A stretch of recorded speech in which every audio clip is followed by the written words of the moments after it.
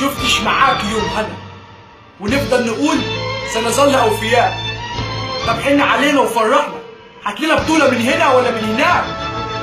كل ماتش مع الاهلي يخلص باهانه، ومش عايزين نعترف ان احنا فرقه تعبانه، ورحنا الدجالين وفكينا السحر وغيرنا مدربين.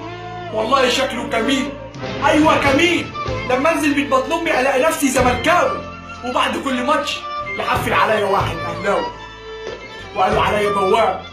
يا زمالك جبتلي التهزيق، والله حاجه هبال. ونقعد نقول حكام، طب ما هي بسمه مدام، والمهاجمين ما بتخلصش قدام، والمدافعين منهارين.